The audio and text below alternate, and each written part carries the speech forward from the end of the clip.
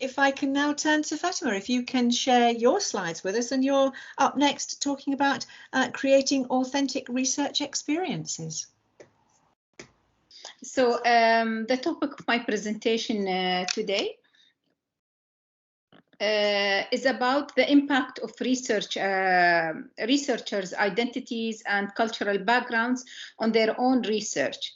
So I'm arguing that being mindful of this potential impact can inform the researchers with more conscious methodological decisions and enable them to enhance the purpose and quality of their research.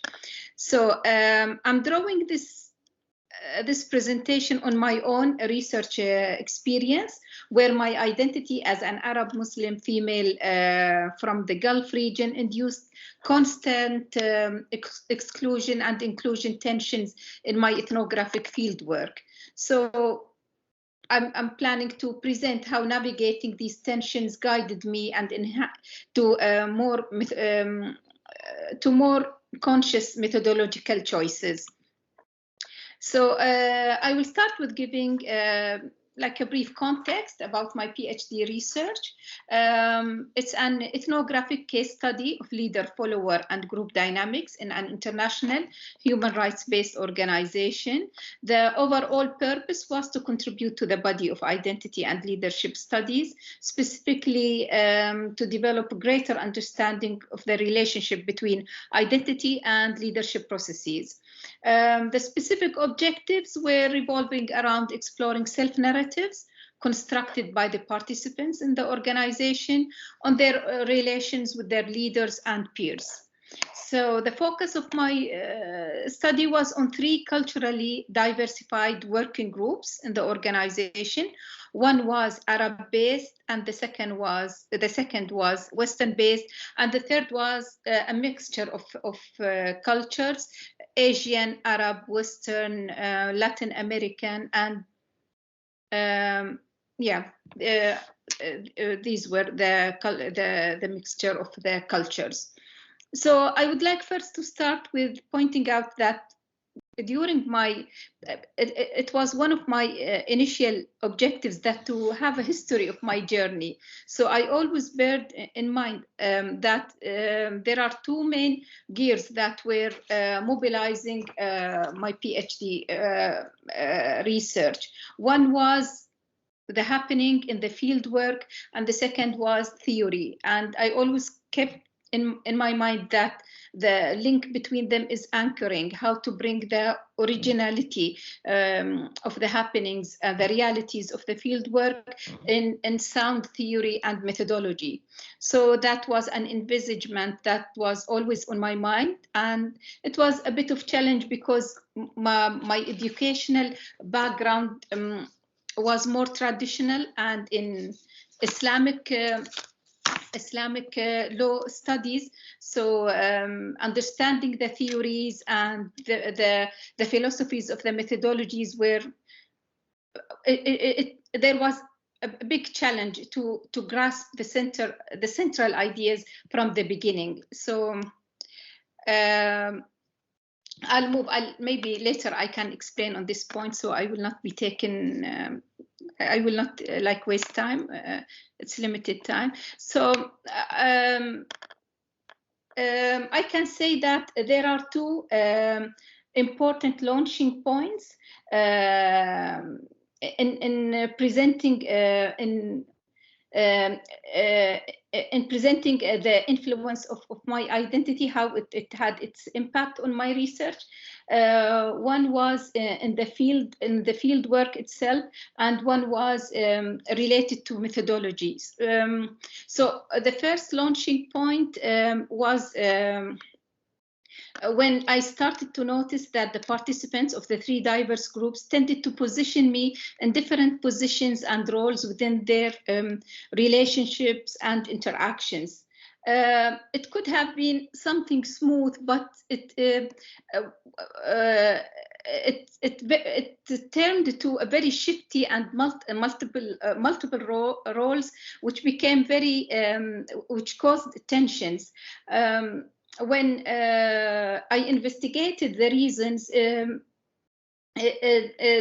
most of them implicitly at the beginning, but later they expressed that the causes and the factors influencing these multiple shifts in my roles and the way they are treating me or giving me the tasks or allowing me to events and meetings were because of my identity as a female Arab Muslim researcher from the Gulf region. For example, if I take to explain such happenings, for example, with the Arab-based environmental group, a part of one stage of my my field work was during the Arab Spring, and suddenly I noticed that there is a shift in the way they were treating me and assigning me to tasks. And the reason later I discovered that it's because of the political sensitivity between certain Arab countries whom some participants belong to, and the GCC Arab states, that's my region, the way they perceived or the way they were politically dealing with the Arab Spring events in their countries. And there were also factors, historical, social, economic differences between the culture. They used to interfere in such treatments. The bottom line that this resulted in exclusion and inclusion tensions, and gave a huge challenge with where I needed to repeatedly negotiate the access to the field. One way one way to manage these tensions at the beginning and was that I started beside the field notes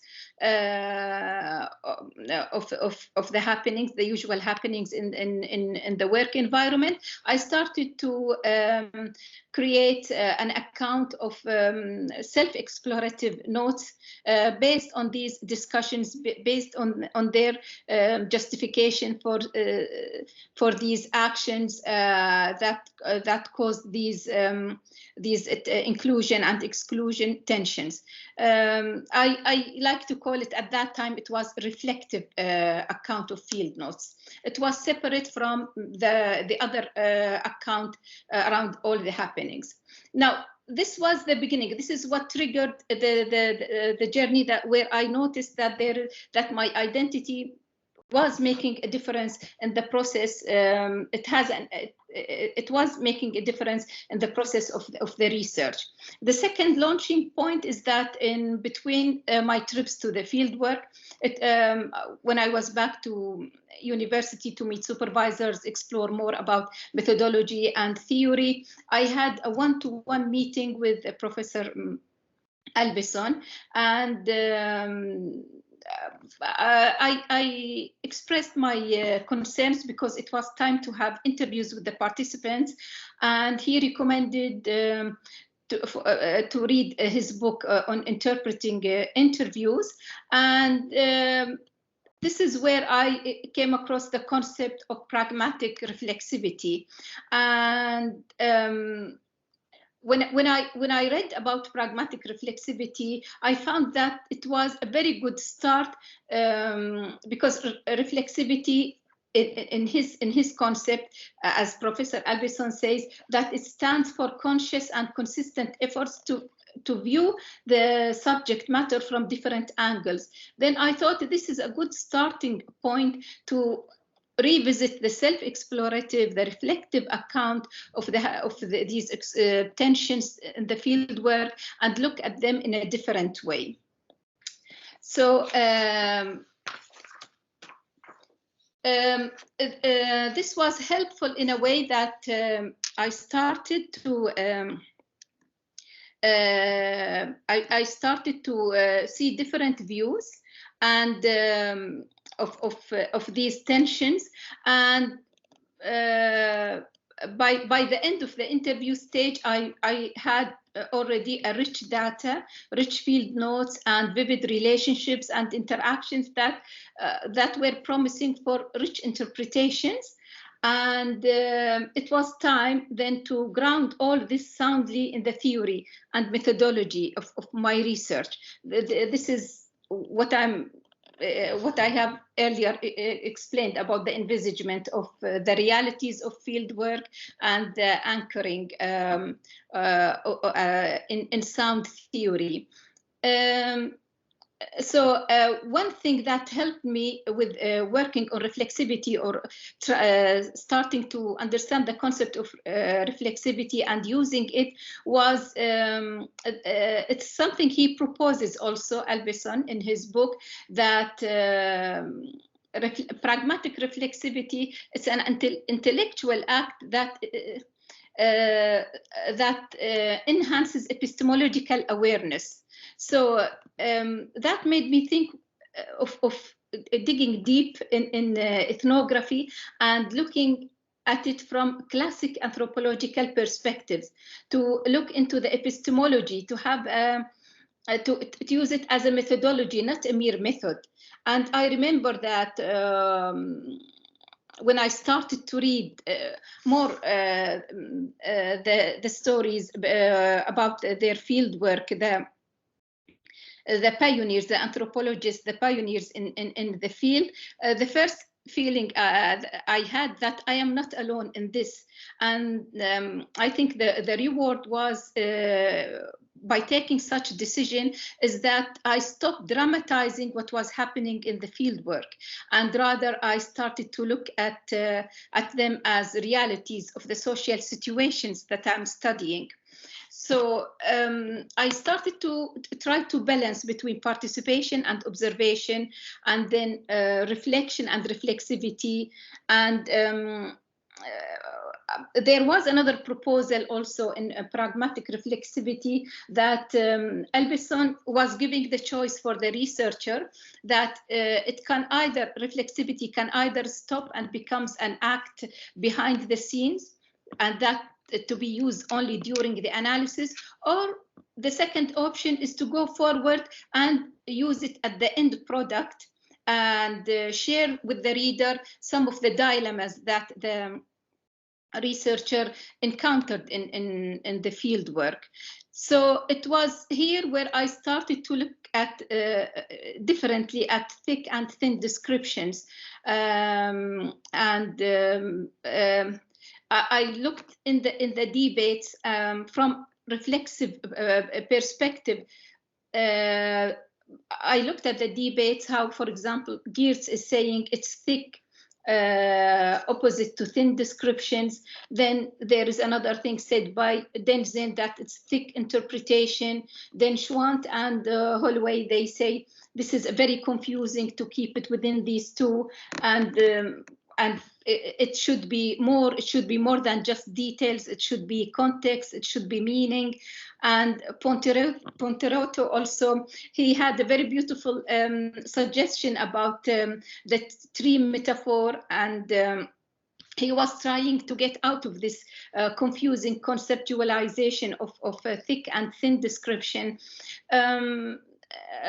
So for me, with using reflexivity from the start, it was a very careful use, but it helped me to notice that there is this conceptualization of either or the linear linkage in the tree metaphor, that reflexivity in fact is giving me an element of using or developing a more dialectic approach and a construction of the final text, of the ethnographic text. And it was lending itself to ethnographic, the significance of ethnographic writing and using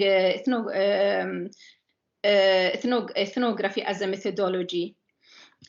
So I consider myself like I started with reflective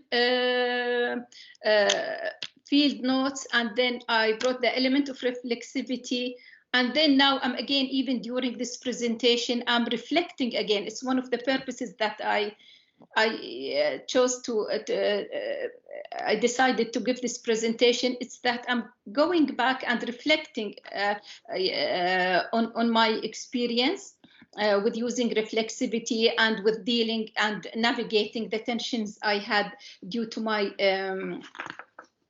due to my identity in the field work.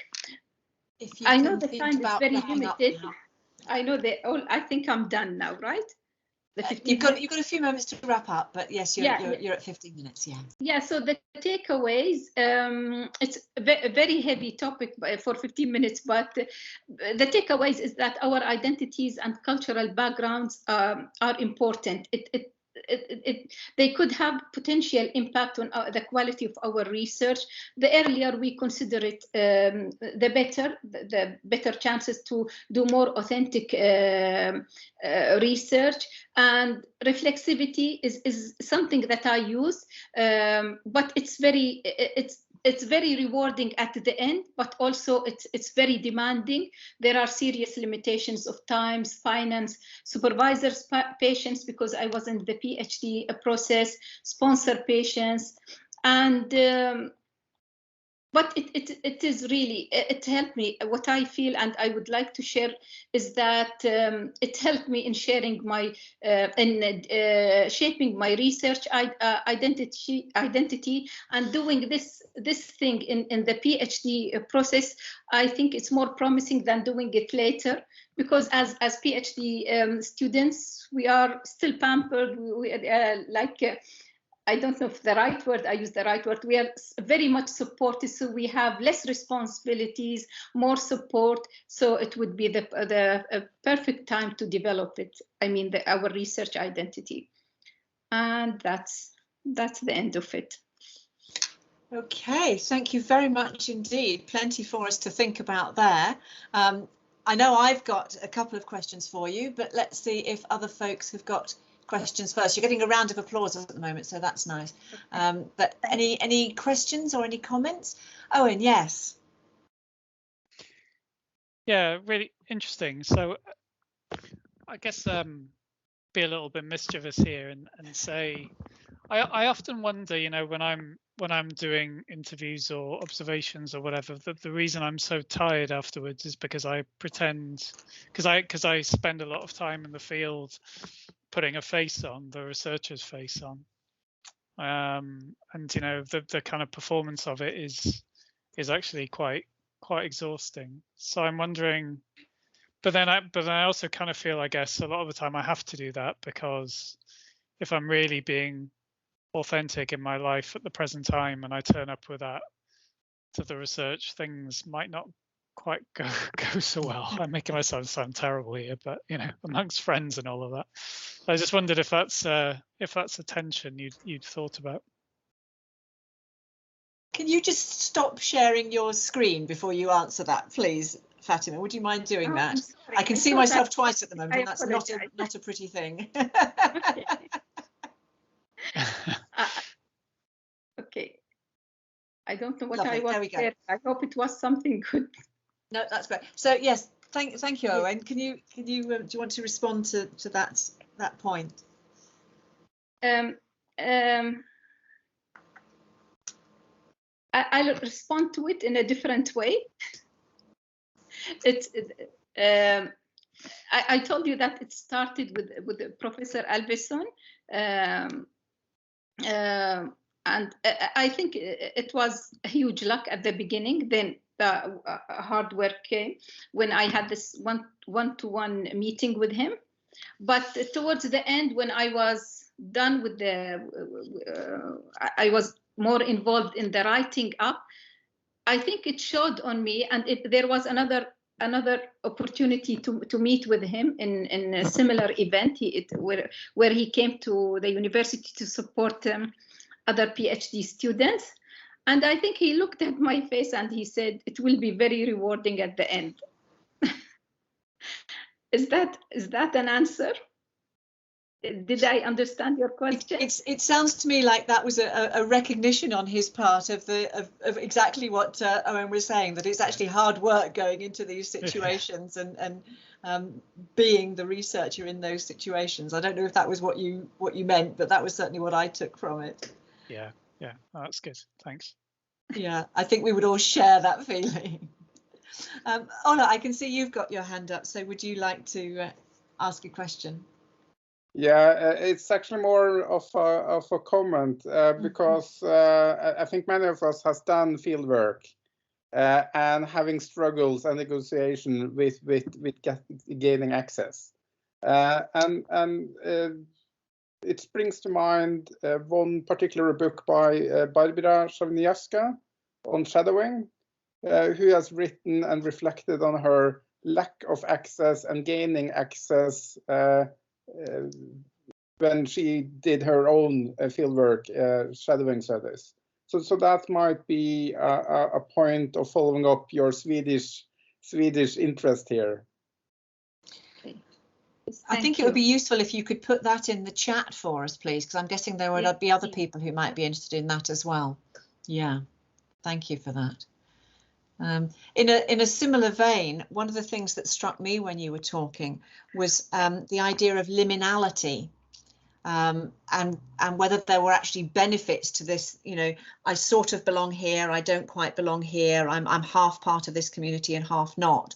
And I wondered if there were actually benefits as well as tensions in your identity vis-a-vis your participants, and whether that sense of liminality was actually something that you could use as well as something that was a tension for you. Of course, because I only had the chance to talk about the tensions and how I navigated the tensions, but it was very useful in the end product, in the findings of the research. I think especially having these tensions with the Arab-based group made me realize how there are like subcultures in the same culture, how we were treating each other differently, but when certain events take place, again, the Arab bondness comes back. And then it helped me, because I was working on, also theory-wise, I was looking into social identity. So it gave a lot of insights. It was very helpful. That would be something else. It would be lovely to hear about. I hope you bring that to another conference at some point, because I'd certainly be interested in hearing about that. Let's just see, has anybody else got any questions or comments? I can't see any hands up at the moment, but please do put your hand up if you've got something to add.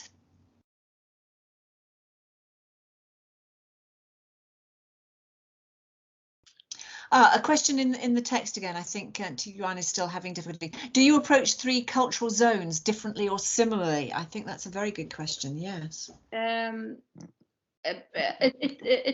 My approach was the same to them, because I was looking at their their work environment, whatever cultural differences or attitudes or perspectives, it came from them. I was approaching them equally. And there's a supplementary question around, are the challenges from these 3 zones similar or different? They were both. It's like when we put it that there are universal differences, there are universal universal similarities, and like particular differences. But the points where they were similar, for example, going back to the traditional cultural perspective, it was interesting. For example, it was surprising. One of the participants, he's French. He said, "Fatima, we are alike, you and myself." I told him how. He said, "Religious wise." I told him how. He said, "Because we are both traditional." So he found some similarity, and in an area that is not expected in religion, but it's from being traditional. If that makes sense to you. Yes, it does. I think that idea that it's going to depends what level you look at something at as to whether you see a similarity or a difference. I think that's fascinating. I think one of the things that caused also these tensions, the participants were linguists, they were intellectuals, so the way they were navigating their relations and especially through language, it wasn't something shallow, it was really deep. Thank you for that. Any final questions for Fatema?